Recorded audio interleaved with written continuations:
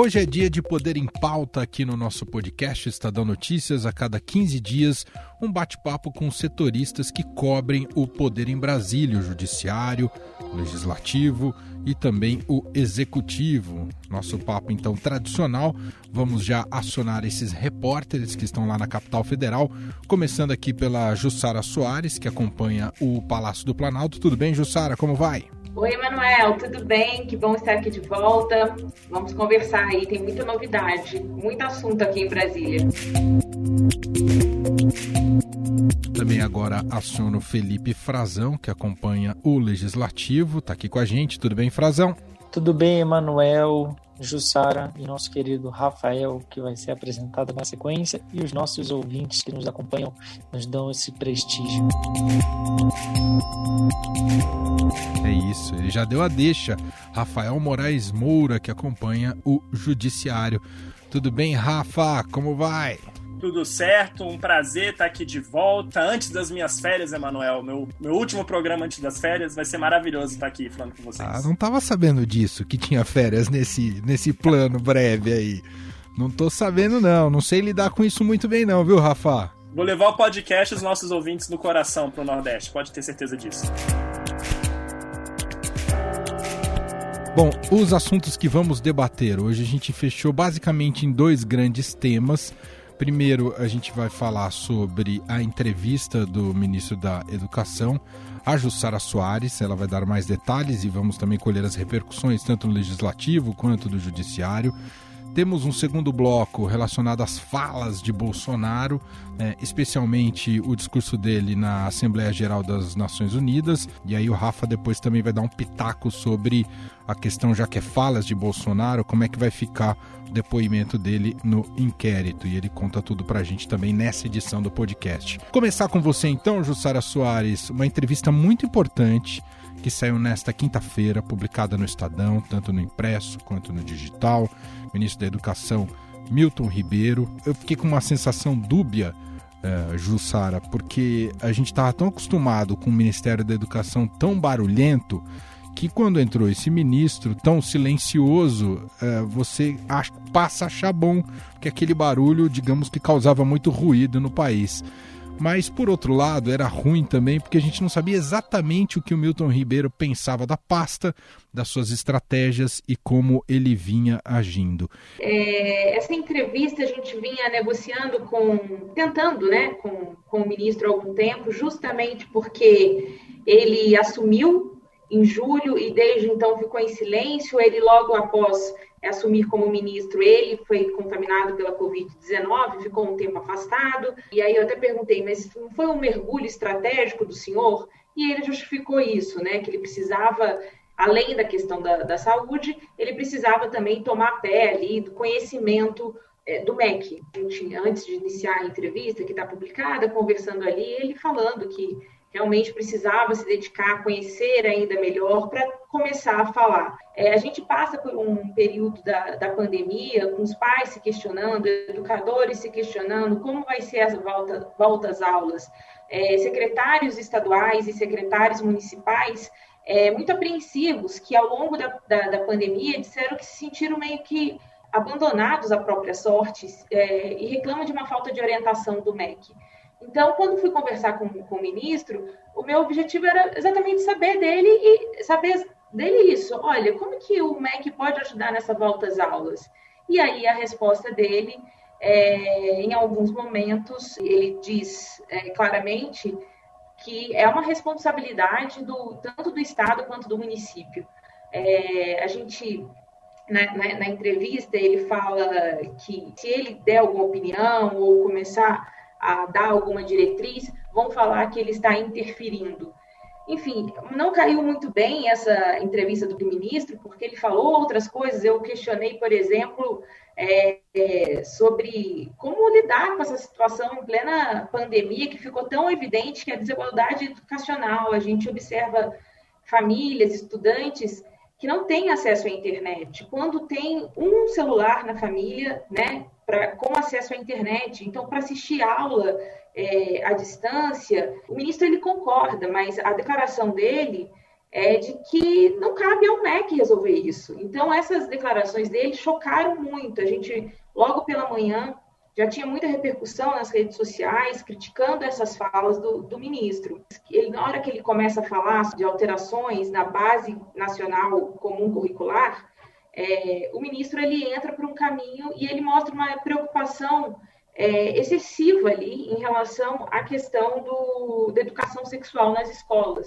Então, isso é uma outra, não sei se vocês acompanharam, foi uma outra questão que repercutiu muito.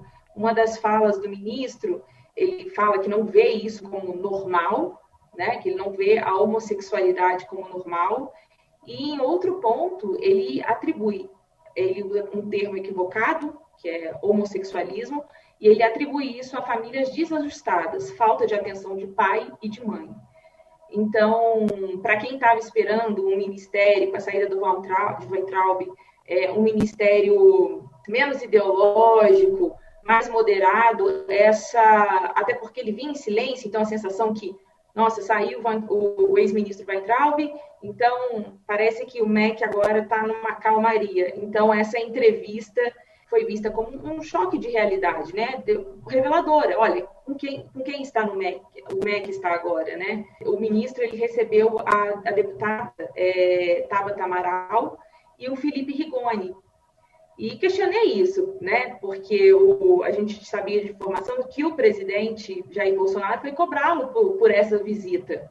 E aí foi curioso, porque o ministro disse que o presidente fez uma cobrança justa, porque são duas pessoas que fazem muitas críticas ao presidente, mas, por outro lado, demonstrando ali tentar manter um diálogo, ele diz que vai seguir conversando com esses deputados, porque eles foram legitimamente eleitos e fazem parte ali dessa comissão externa de acompanhamento da educação.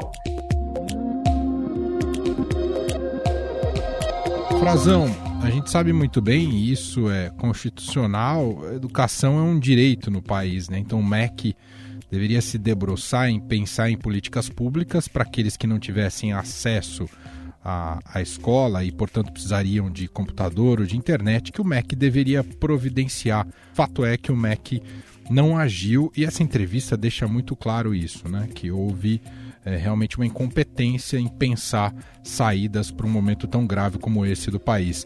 Isso pode acabar complicando esse ministro, pressionando o governo e o ministro junto aos congressistas, Frazão? Sem dúvida, Manuel. Já começou, né? Logo após aí a publicação dessa reportagem, os partidos de oposição já estão cobrando o ministro para que ele preste contas do que está fazendo nessa área, porque me parece que a entrevista demonstra, acima de tudo, uma falta de noção, uma falta de realidade do ministro em relação ao que o próprio MEC desenvolve, um desconhecimento profundo. Então, Emanuel, isso vai ser usado, porque é uma profunda fragilidade política do ministro.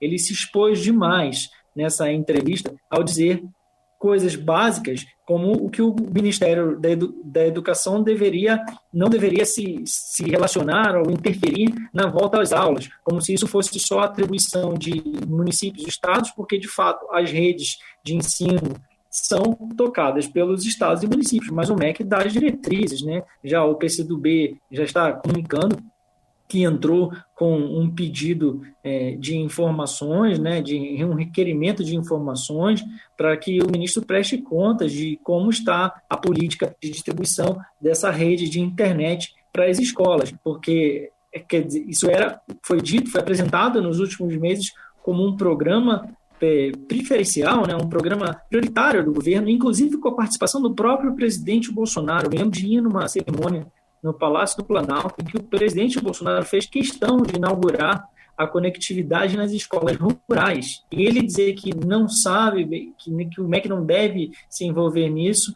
está abrindo uma brecha grande ali para ser cobrado, para virar munição, e a oposição está fazendo esse papel. Assim como está fazendo também já em outro sentido, que é a fala dele profundamente ideológica, né, e ali mais voltada para um ingrediente religioso, né, cristão, já que ele é pastor da igreja presbiteriana, uma igreja protestante, e ele deixou ali muito claro qual era a visão dele sobre a homossexualidade, e ele usa, inclusive, uma expressão que não é usada pelos homossexuais, né? Que é o homossexualismo, foi a expressão que ele usou, demonstrou um certo preconceito, e os parlamentares já estão cobrando também para que ele preste contas sobre isso à justiça, porque para alguns, como o senador Fabiano Cantarato, da Rede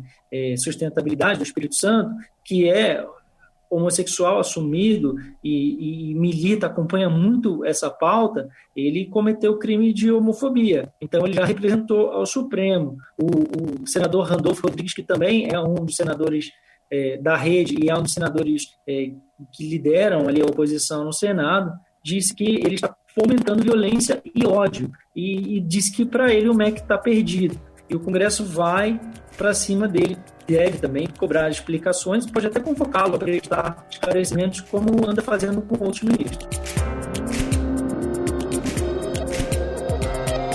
Passa a bola agora para o Rafael Moraes Moura. Tá quietinho até agora, Rafael Moraes Moura, mas você também já captou repercussões relacionadas a aspectos da fala do ministro da Educação, Milton Ribeiro, não é isso, Rafa? Manuel, eu vou começar dando um bom dia para os nossos ouvintes, a palavra que o ministro do Supremo me disse hoje, depois de ler a entrevista da Jussara. Abre aspas. Loucura. Fecha aspas.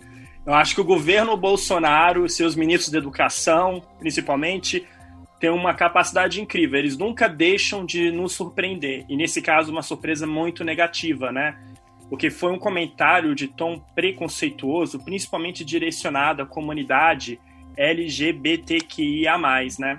Lembrando que na entrevista para a Jussara, que foi publicada no Estadão dessa quinta-feira, o ministro atribui a homossexualidade de jovens a famílias desajustadas, né? Um dos trechos mais polêmicos. E eu apurei, Manuel, aqui nos bastidores, de que não vai ficar por isso, não.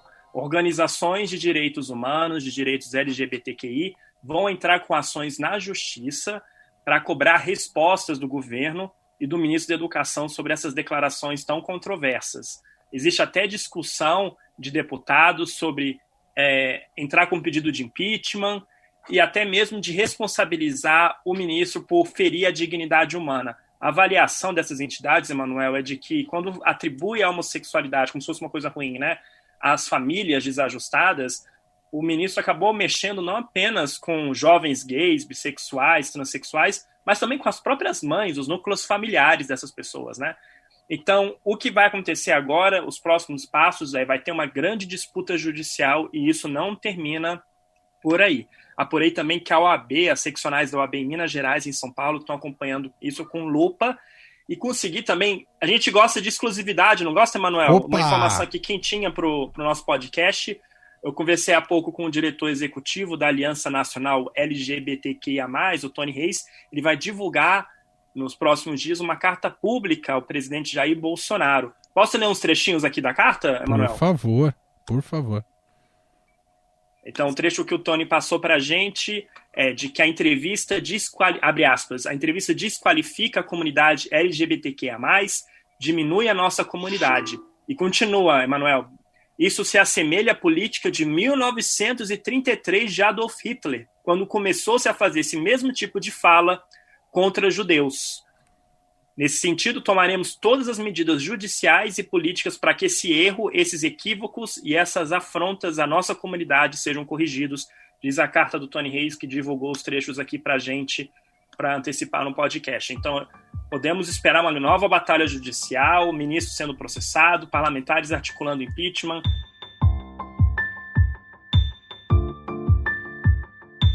Vamos ao nosso segundo e último bloco, falar um pouquinho sobre algumas repercussões em torno de posicionamentos do presidente Jair Bolsonaro, em especial aquilo que ele disse na última terça-feira, abrindo a Assembleia Geral das Nações Unidas, está completando 75 anos em 2020 e, claro, teve uma ampla repercussão aqui no país, porque seria uma espécie de realidade paralela àquilo que defendeu o presidente Jair Bolsonaro ali perante os líderes mundiais e a comunidade internacional. Jussara, começando por você, Qual que foi a avaliação do governo, dos aliados? Saíram contentes do discurso gravado do presidente Jair Bolsonaro? Exatamente, Manuel. O que a gente observa, as falas do presidente foram contestadas, o Estadão fez uma checagem de ponto a ponto do que ele falou, o presidente atribuiu a índios e caboclos os incêndios. Os incêndios acontecem praticamente nos mesmos lugares, no entorno leste da floresta, onde o caboclo e o índio queimam seus roçados em busca de sua sobrevivência, em áreas já desmatadas. O presidente falou que o Brasil sofre uma perseguição internacional. Somos vítimas de uma das mais brutais campanhas de desinformação sobre a Amazônia e o Pantanal. Então, vários pontos do discurso do presidente foram muito criticados, né? E havia, sim, inconsistências, dados distorcidos, como a gente explorou bastante isso no Estadão, a gente deu todo esse destaque. Só que dentro do governo a avaliação foi outra, que o presidente fez um discurso em tom, acredite, moderado. Se a gente for observar o discurso em relação ao ano passado, de fato, o presidente ele usou mais esse palanque internacional para se defender tanto ali da pressão internacional em relação à política ambiental, diante de recordes de queimadas, tanto na Amazônia quanto no Pantanal, mas também das críticas que ele recebe em todo o mundo pela condução do enfrentamento ao combate do enfrentamento ao coronavírus. Sob o lema "Fique em casa" e "A economia a gente vê depois", quase trouxeram o caos social ao país. Tem uma coisa que chama muita atenção. Ano passado eu estava em Nova York cobrindo a Assembleia Geral e foi um discurso que ele citou Cuba, citou Chávez, citou Venezuela. Apresento aos senhores um novo Brasil que ressurge depois de estar à beira do socialismo. Desta vez, ele não citou a palavra socialismo nenhuma vez. No ano passado, ele citou 5 vezes. Então, eu fui buscar uma explicação para isso. Por que o presidente mudou? O que me explicaram que era essa oportunidade que, na primeira participação do presidente na Assembleia Geral, ele tinha uma missão ali de se apresentar ao mundo e apresentar ali as diretrizes, as convicções dele, do seu governo, o que o Brasil estava vivendo dali por diante. Então, era essa a missão dele na primeira participação. Dessa vez, diante de tudo o que tem acontecido, com essa pressão que ameaça também os acordos internacionais, como aquele acordo da União Europeia com o Mercosul, então, era hora de falar assim, olha, não estamos inertes. O Brasil está atuando e era esse o recado que ele queria passar.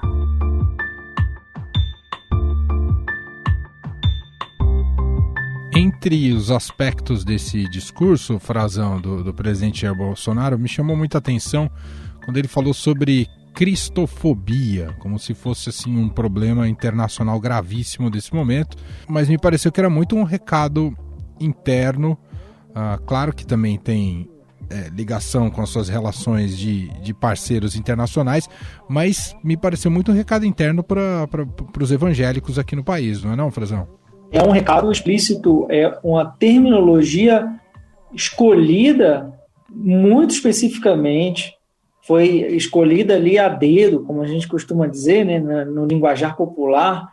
É isso mesmo, aquilo ali é um termo colocado para agradar, para atingir um público específico, que é o público cristão evangélico. Faço um apelo a toda a comunidade internacional pela liberdade religiosa e pelo combate à cristofobia. E não especificamente pelo que acontece aqui no Brasil. Eles se queixam muito aqui de uma discriminação contra os evangélicos. E entre os evangélicos, eles querem se diferenciar, né, quem são os protestantes históricos, os pentecostais, neopentecostais. Eles sempre existem para que não sejam julgados todos pelos malfeitos de um ou de outros. A gente já não vê tanto isso no cristianismo católico, né? Uma queixa de discriminação, mas sim fora do país, né? Perseguição a cristãos na Ásia, no Oriente Médio e na África também. E são continentes que têm uma atuação muito forte das grandes igrejas neopentecostais brasileiras, grandes em tamanho, me refiro como a Igreja Universal, o Reino de Deus, que está com um problema muito importante na África e Angola, tem problemas, algumas igrejas foram atacadas, né, depredadas, e o governo de lá parece que vai expulsar a igreja, quer encerrar as atividades da Igreja Universal. Esse é um recado muito claro para esse público do presidente. E isso tem uma outra conexão, Emanuel, que é a seguinte: o Brasil lançou, né, e faz parte de uma aliança internacional em defesa dessa liberdade religiosa, com alguns países europeus, que é justamente um aceno para esse público, e com os Estados Unidos também. O Brasil a política externa brasileira hoje tem todo um entrosamento com o que os Estados Unidos determinam, ou as posições deles. Nada é desconectado. Você não pode, nos foros internacionais, não vai encontrar posições divergentes dos Estados Unidos. É muito difícil, sobretudo numa questão como essa, que é a religião. Rafael Moraes Moura, discurso na ONU também teve reverberação no Supremo, Rafael? Bom, Emanuel, menos de 8 horas depois do presidente Jair Bolsonaro usar a tribuna da ONU para dizer que os incêndios no Pantanal e na Amazônia vêm sendo usados numa, abre aspas, brutal campanha de desinformação, fecha aspas, o recado do Supremo veio logo depois, menos de 8 horas depois. O ministro Luiz Roberto Barroso, que é conhecido pelas posições progressistas a favor das minorias, dos direitos humanos, disse no mesmo dia que o combate ao desmatamento não é uma escolha política, e sim um dever constitucional, um compromisso assumido pelo próprio país em acordos internacionais.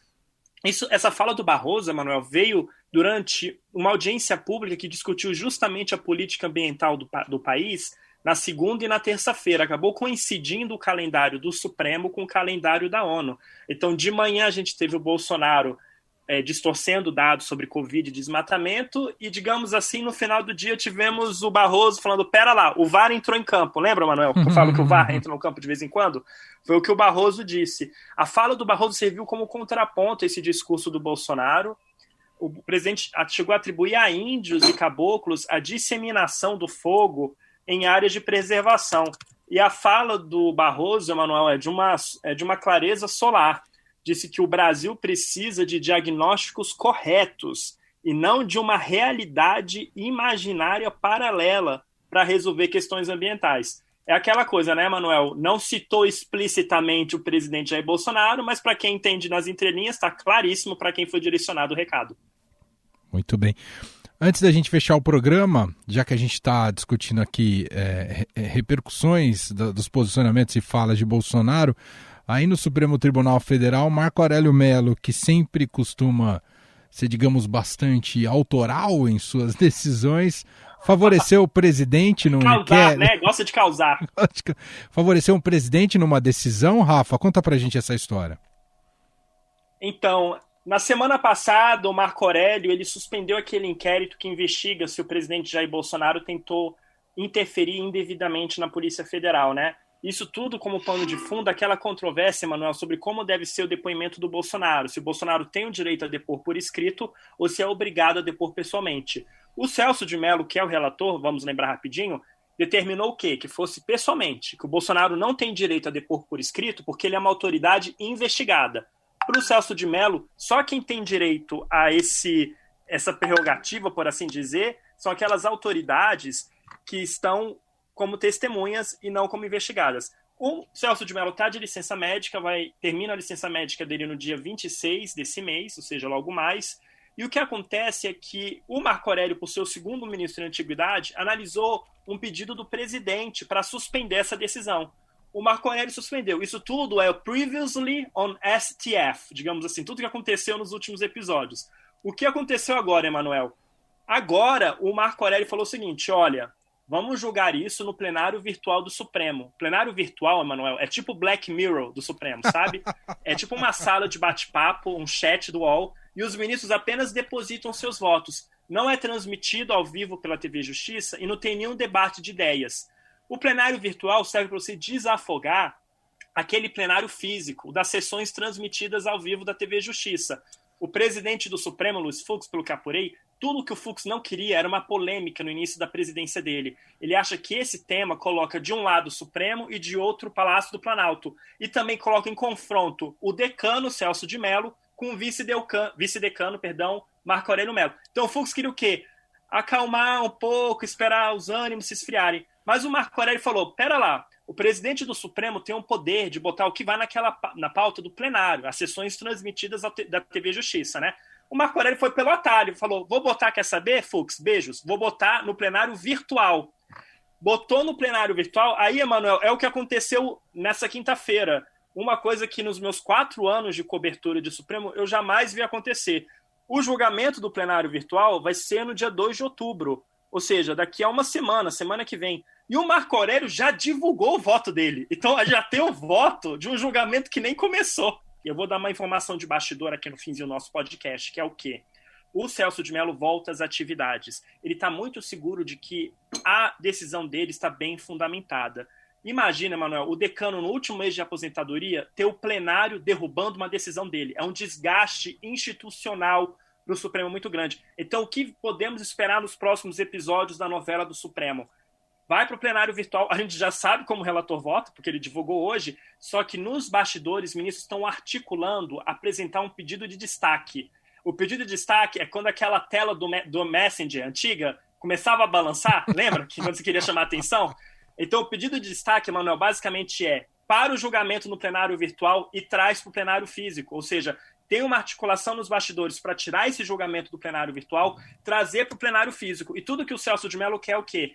Celso de Mello quer que seja no plenário físico para ele poder se manifestar, defender a decisão e quer resolver isso antes dele se aposentar. Muito bom. A gente assim encerra a edição de hoje aqui do nosso podcast Poder em Pauta com os 3 setoristas de Brasília acompanhando cada um dos poderes e a relação entre eles. Jussara Soares, obrigado, viu, Jussara? Parabéns pela entrevista. Valeu. Mais uma vez. Obrigada e chama de novo que a gente volta. Felipe Frazão, obrigado, meu caro, foi muito bom. Obrigado a vocês e assistam o Dilema das Redes, que é muito inquietante, dá vontade de sair e apagar todas as contas nas redes sociais. Eu tô revendo ininterruptamente há 3 dias. E agora chegou a grande dica, o tchau do Rafael Moraes Moura e sua dica, porque o que os ouvintes querem mesmo é a sua dica, Rafael. Bom, como eu vou ficar de fora das próximas edições do podcast, vou dar 2 dicas. Vocês vão ficar aterrorizados com o Dilema das Redes. Vocês podem ficar aterrorizados também vendo um filmaço que está no Now. Se chama O Farol. Robert Pattinson e William Dafoe, eu não sei pronunciar o nome dos atores, desculpa. São 2 oficiais isolados, cuidando de um farol. O filme é só eles 2. E o que acontece quando o homem fica solitário apenas com a sua própria natureza e a sua própria sombra? A outra dica, eu já estou dando a dica pagando as minhas ausências no podcast.